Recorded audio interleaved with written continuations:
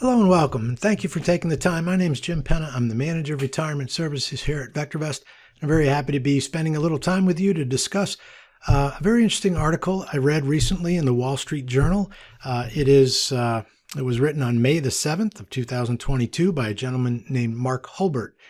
And I found it very interesting as it talked about diversifying your portfolio to help reduce volatility in your portfolio. So the title is Why It's Harder to Reduce Volatility in a Stock Portfolio.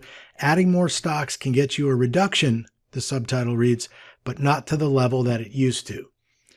Well, let's talk a little bit about it, and then I'm going to talk about how VectorVest can help find you the ultimate solution to being able to lower that volatility in your retirement portfolio. And let's start here in the article. Reducing your stock portfolio's volatility is getting increasingly difficult. Okay, that's pretty well known given the uncertainty in the market, the volatility that we've seen recently.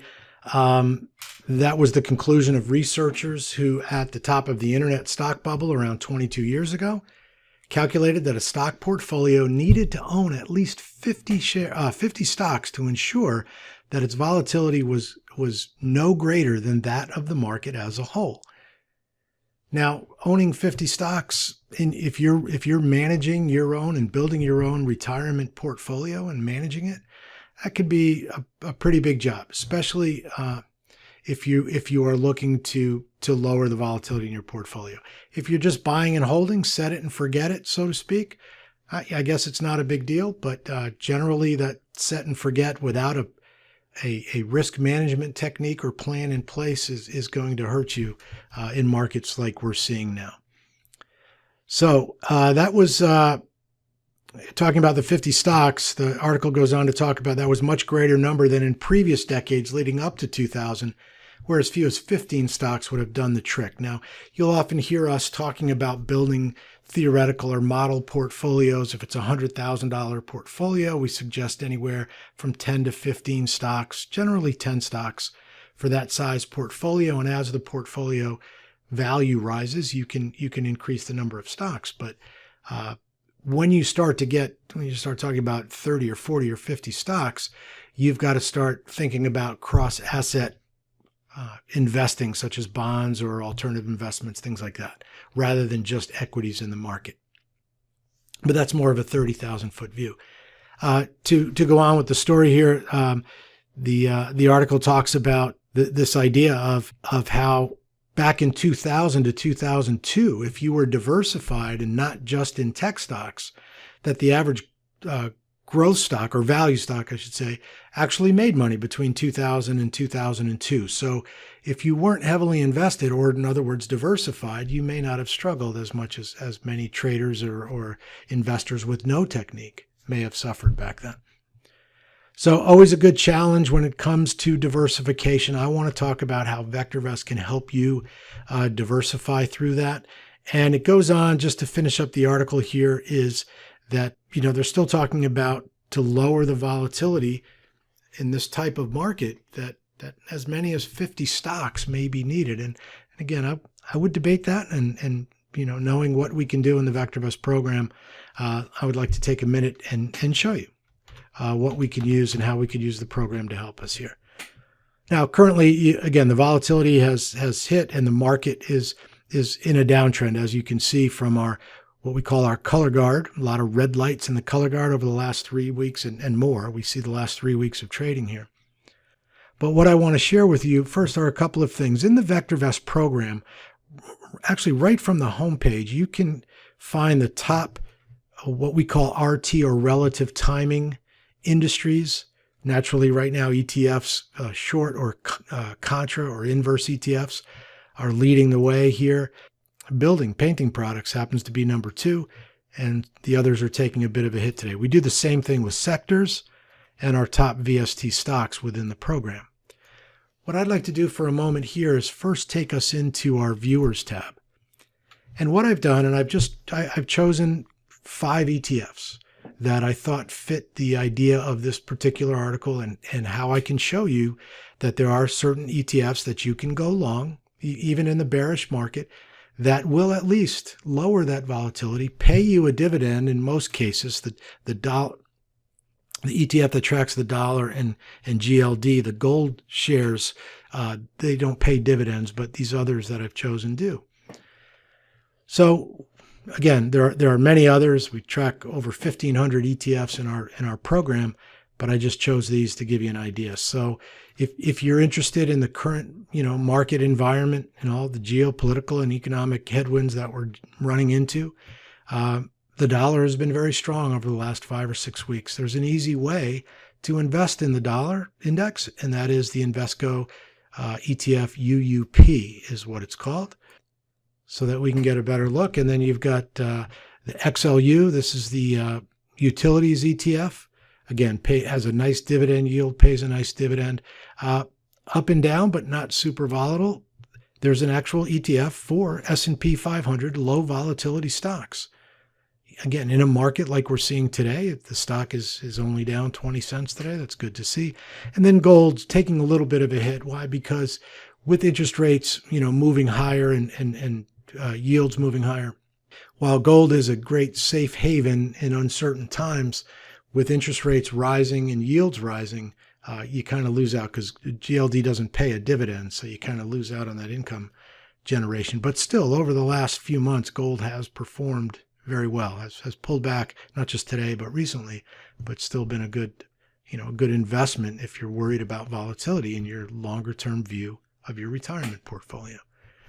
What I'd like to do is take us into a graph that isn't often used in the VectorVest program, but one I'd like to share with you. And what it is the performance graph. So when I go to graphs, I choose performance graph, and here I've got the VIX represented here in this red dotted line. It's a 6-month look back of the VIX, which is the volatility of the S&P 500.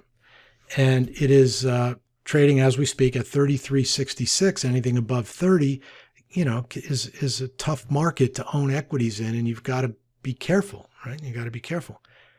What I've done is taken the 5 ETFs that we looked at on the homepage, and I'd like to just add them. And again, the performance graph lets you take a look. Now, first of all, in the performance graph, this is the percent move of the underlying asset. In this case, this is the VIX, right? These percentage moves that we've seen, and this is the percentage move. I'll start with the utilities, XLU, again, which pays a nice dividend. And you can see versus the VIX or versus the volatility of the overall markets, it's much lower. If I add the SPLV, and you'll see a similar pattern. This is why I chose them, right? There is still some volatility to them.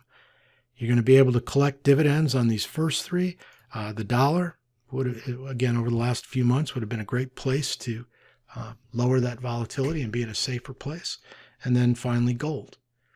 So just a quick look at how you can, without owning 50 stocks, can lower that volatility within your portfolio. So that's just a quick way to do it. We've got, again, right on the home page, my colleague, Mr. Glenn Tompkins, on Friday, May 6th, did a great strategy of the week or special presentation where he talked about going into sectors and using the delta search for sectors.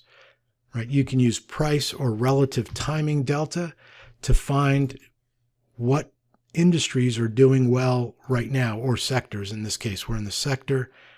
This is a 10-day price delta. That's the rate of change over the last 10 days, right, for the average price in these sectors. Petroleum leads the way, even though energy and petroleum is down a bit today. But you can see, petroleum's up. Energy itself is down a bit.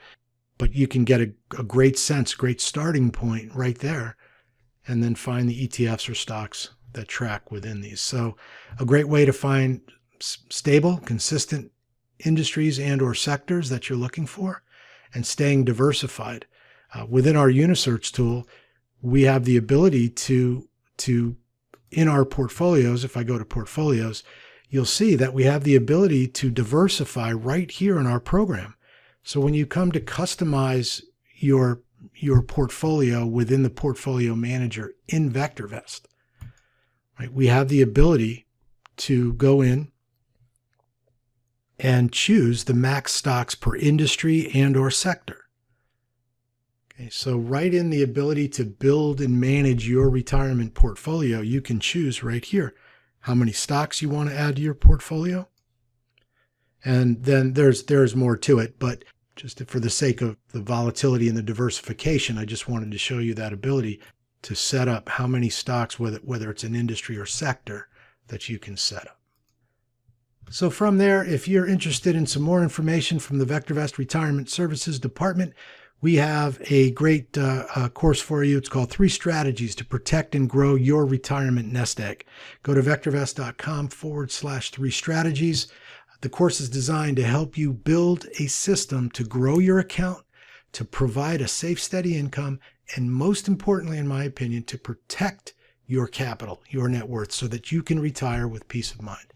In the course, you'll learn how to pick the best low-risk stocks to steadily grow your portfolio, the top 2 income-generating strategies that you need to be using for that safe, steady income, and finally, how to protect your stocks and your entire net worth from big losses when this market really does turn against us.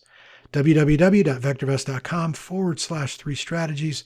Again, my name's Jim Penna. Thank you for taking the time, and we'll see you next time.